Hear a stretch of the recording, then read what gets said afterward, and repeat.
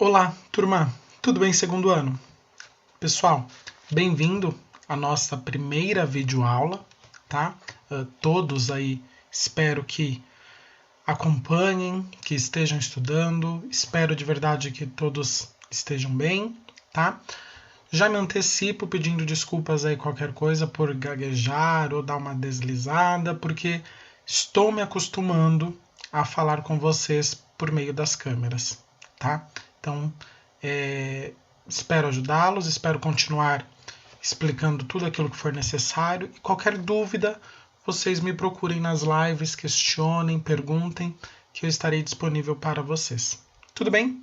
Então, turma, na nossa primeira aula que eu disponibilizei para vocês, né, ainda em sala e logo depois eu disponibilizei, nós falamos sobre o romantismo. Tá? Esta primeira videoaula vai ser uma retomada geral de tudo aquilo que foi disponibilizado para vocês, para que a gente possa dar continuidade nos nossos estudos. Tudo bem? Então, eu comentei com vocês sobre os sofrimentos do jovem Werther, publicado em 1777 pelo alemão Johann von Goethe, certo? Então, foi a nossa primeira obra com características românticas, com aspectos do movimento literário romântico. Tudo bem? Claro, começa na Alemanha, mas irá se difundir aí por toda a Europa, chegando inclusive aqui ao Brasil, né, atravessando o oceano e chegando aqui para nós. E eu quero que vocês percebam, turma, como que alguns desses aspectos criados, né, iniciados lá no século XVIII, eles ainda são tão presentes dentro da nossa literatura atual.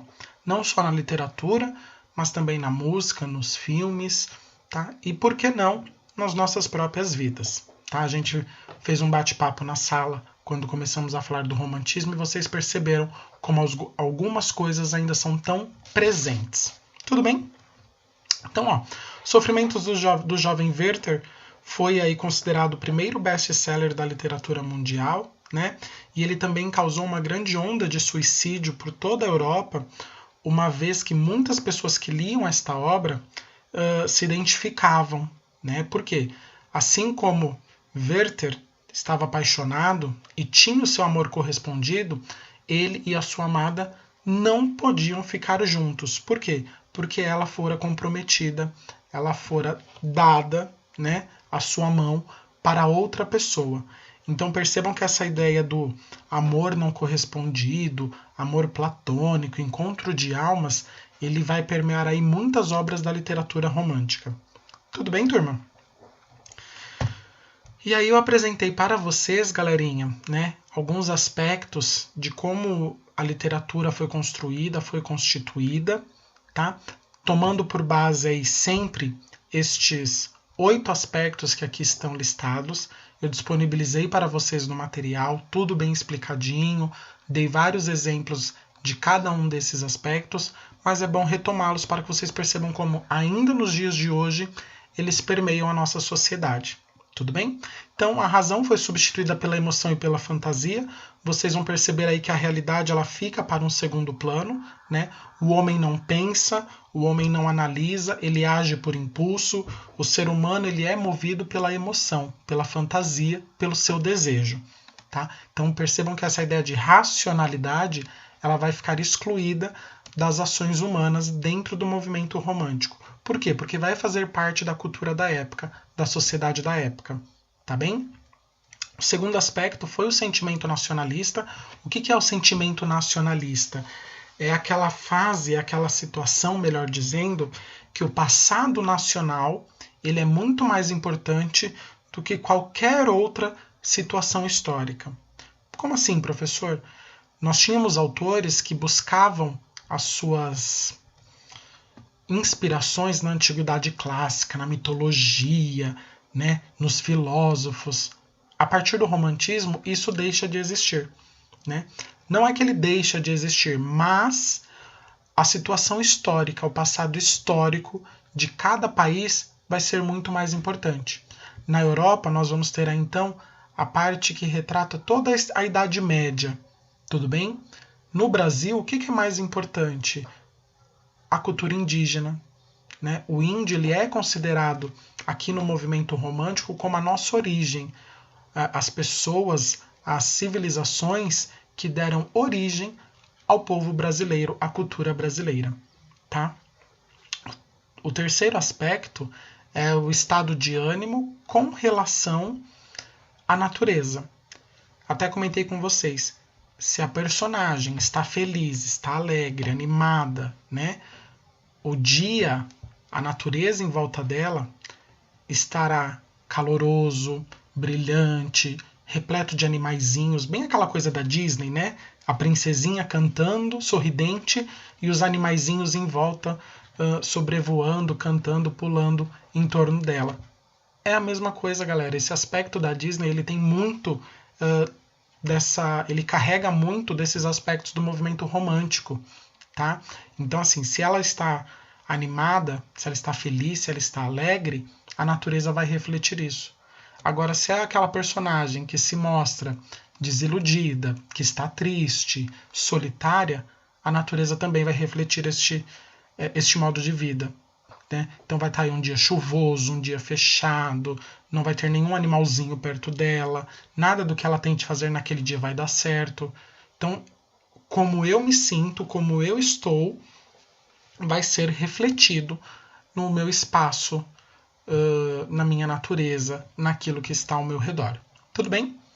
O quarto ponto é a ideia do claro e do escuro. Veja que essa imagem traz para a gente um pouquinho desta questão, porque na pintura, tomando os aspectos românticos, as cores mais escuras, mais fortes, é aquilo que pode ser melhorado, né? Enquanto as tonalidades mais claras representa algo bom, representa algo repleto de carinho, de afeto, né? Eu até comentei com vocês, então, quando estávamos em sala, sobre o quadro que abre a apostila de vocês, que inicia o capítulo dos aspectos românticos, que é a liberdade guiando o povo. Tá? Percebam naquele quadro, eu ainda comentei com vocês, as partes mais escuras são os soldados, né? São as pessoas que estão lutando em nome do poder. Já a mulher, a liberdade que se põe à frente, que se põe acima de tudo aquilo, ela é pintada com cores mais claras, com tonalidades mais simples, né? Não tão forte, com cores não tão fortes, perdão, turminha, como os demais. Deem uma olhada depois lá no quadro que vocês irão perceber isso. Eu até comentei em sala de aula. O quinto aspecto é a oralidade na poesia romântica. Então a poesia romântica ela vai atribuir, ela vai adquirir esse aspecto da oralidade, da fala, e isso fará com que a poesia passe para um status não mais simples, mas que ela chegue a uma camada da sociedade que até então não tinha acesso à cultura, à literatura, essas coisas todas. Tá? Esse aspecto da oralidade na poesia vai permitir que ela se aproxime do povo, saindo daquela questão de somente a elite, somente os ricos é que têm acesso à arte e à cultura de forma geral. Tudo bem? A idealização das personagens e a valorização do amor, esse aspecto da idealização das personagens é muito legal, porque ele retoma uma característica lá do primeiro ano do ensino médio que vocês estudaram, que foram as cantigas. Né? A mulher é aquele ser idealizado, é aquela figura que desperta o desejo, é aquela mulher que faz com que os homens percam a cabeça e ao mesmo tempo ela é intocável. Ninguém se aproxima dela, ninguém consegue atingi-la. E a valorização do amor vai trazer muito aquele aspecto o amor é o que transforma o mundo, é o que transforma as pessoas. Lembram que eu falei? Ele só pode nos levar a duas situações. A sua realização, que é a entrega incondicional das personagens ao amor, ao casamento, ao felizes para sempre, ou a lamentação, que é quando a personagem se decepciona e passa a entender o amor como um sentimento frívolo, né? Um sentimento passageiro, que não tem muito aspecto do real, ele é ilusório. Tá bem? Então tenham sempre em mente essa questão aí, porque ela vai permear várias escritas românticas, tanto na poesia quanto na prosa. Tudo bem? Já o herói romântico, turma, ele tem aquele aspecto muito parecido com o que nós estudamos no primeiro ano dos heróis gregos, né? O que é o herói? A figura do herói, né? É aquele homem que ele busca os seus ideais, que ele luta pelo bem coletivo, tá? Ele nunca vai ser egoísta de pensar somente em si. Não, ele pensa no bem comunitário, no bem coletivo. Já a heroína, a mulher, né, romântica, ela luta pela realização do amor, pelo casamento, e o casamento é aquilo que pode dar um status para ela perante a sociedade, tudo bem? Então ela deixa de ser uma simples dona de casa e passa a ser uma baronesa, uma duquesa. Então esse status que ela vai adquirir com o casamento é como ela vai se apresentar para toda a sociedade. Mas nós também teremos a heroína, que vai ser aquela mulher que pode abrir mão da sua própria felicidade para que outras pessoas sejam felizes. Ela vai se sacrificar por conta dos outros, né? Até as meninas talvez consigam entender isso, as meninas falam muito isso. E eu abro mão de estar com a minha família para poder sair com meu namorado e ele ficar feliz, ele se sentir feliz. Ou vai ter aquelas meninas que não, eu abro mão de sair com o meu namorado para ficar com a minha família, porque é o que eu quero, é o que eu gosto, né? Dependendo aí do dia, da situação. Então as mulheres, elas são sempre aquelas que se sacrificam, não só por si, mas pelas pessoas que estão ao seu redor. Tudo bem? Pegando todos esses aspectos, nós vamos falar então um pouquinho do romantismo dentro da cultura portuguesa e dentro da cultura brasileira, tá? E vocês vão perceber como que o contexto sócio-histórico vai influenciar bastante a nossa literatura. Por quê, galera? Em Portugal, o contexto político da época era um contexto de incerteza.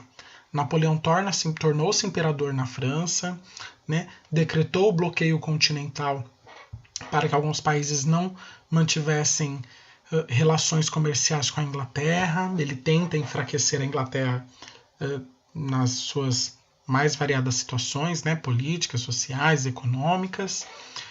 Portugal mantém uma relação de meio de campo.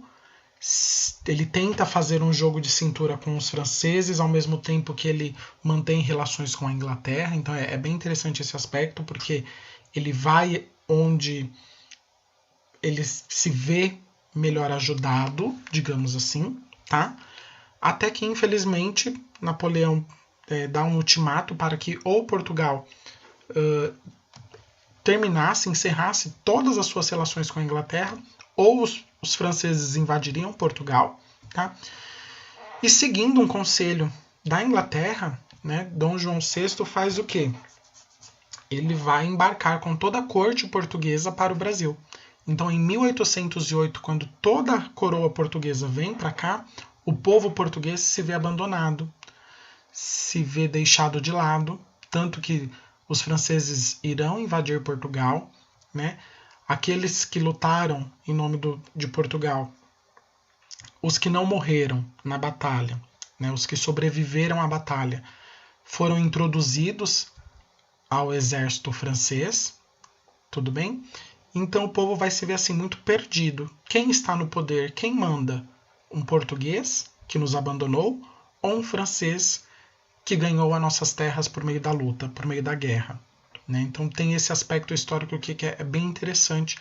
Vale a pena vocês se atentarem aí às aulas de história com a professora Ana Tércia, para que vocês entendam, inclusive, como que isso vai interferir de uma forma tão contundente na nossa literatura. Tá? Por quê? Porque a gente vai falar um pouquinho dessa chegada dos portugueses aqui no Brasil.